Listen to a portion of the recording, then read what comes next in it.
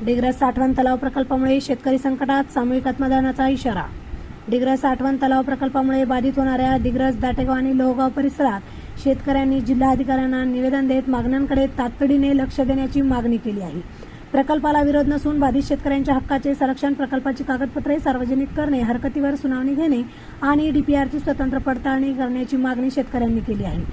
मागण्यांची दखल घेऊन योग्य निर्णय न झाल्यास सामूहिक आत्मदहनाचा इशारा निवेदनातून देण्यात आला आहे. दरम्यान मागण्यांसाठी दाटेगाव येथे साखळी उपोषण सुरू असून आज उपोषणाचा दिवस 3रा आहे.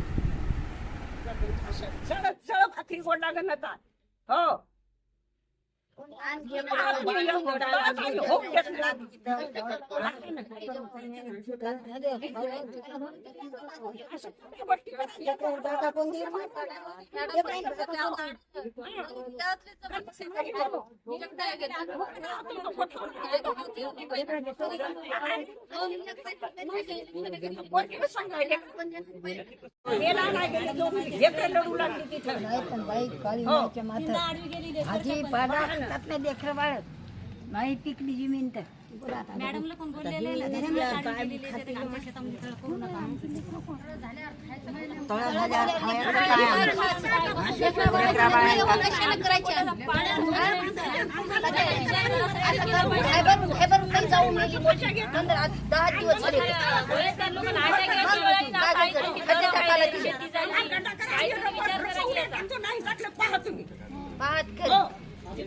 या ठिकाणी पाहिलं असेल डिग्रस तलाव, तिथं कुठलंच काहीच नाहीये, म्हणजे कुठली जमीन अधिग्रहण केलं नाही.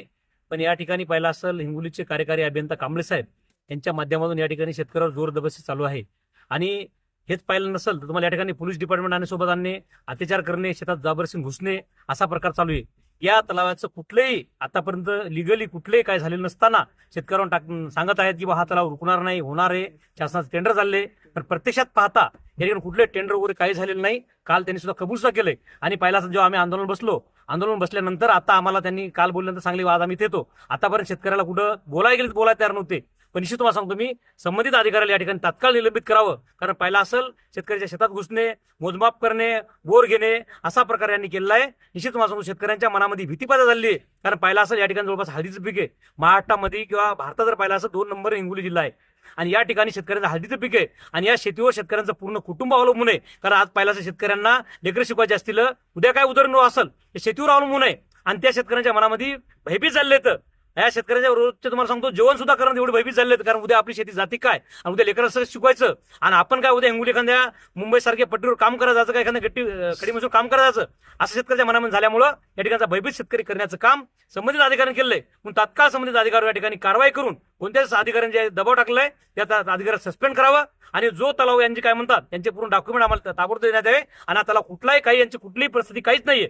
आज तुम्ही या ठिकाणी पाहिला असेल तर संबंधित पाटबंधारे याचे अधिकारी कांबळे साहेब येत आहेत, त्यांना सुद्धा विचारू शकता. कुठलं काही नसताना फक्त नुसत्या बोलाचा भात आणि बोलाची कडी धाब्यावर नियम बसून या ठिकाणी केले, जिथं आम्ही सहन करणार नाही. आणि जर एखादा शेतकरी या टोकाचं जर पाऊल उचललं, एखाद्या शेतकऱ्यांना जर आत्महत्या पाऊल उचललं, याला संबंधित तुम्हाला सांगतो कांबळे साहेब कार्यकारी अभियंता आणि संबंधित त्यांचं डिपार्टमेंट याला कारणीभूत राहील हे तुमच्या माध्यमातून सांगू इच्छितो. आता डिग्रस साठवण तलावामध्ये सगळ्यात मोठी गोष्ट अशी झालेली आहे की डीपीआर जे तयार केलेला आहे यांनी, हा डीपीआर मध्ये सगळं चुकीची माहिती भरून यांनी हे डीपीआर तयार केलेला आहे. जसं की पर्जन्यमान, शेतीचा डाटा, त्याच्यानंतर दुसरे काही जे पण आहेत ते सगळं यांनी चुकीचं आणि हे घेतलंय. आम्ही आरटीआय फाईल करून याचा डाटा जेव्हा जमा केला तेव्हा असं आमच्या लक्षात आलं की शेतकऱ्यांवर यांनी फार मोठा अन्याय केलेला आहे. असं एक एक्झाम्पल म्हणून दाखवायचं तर यांनी म्हणजे असं दाखवलंय की पहिले शेतकरी हा समजा 5 क्विंटल सोयाबीन पेरायचा, त्यांना उत्पन्न व्हायचं, आणि यांचं तळ झालं की डायरेक्ट त्यांचं 24 क्विंटल उत्पादन व्हायले.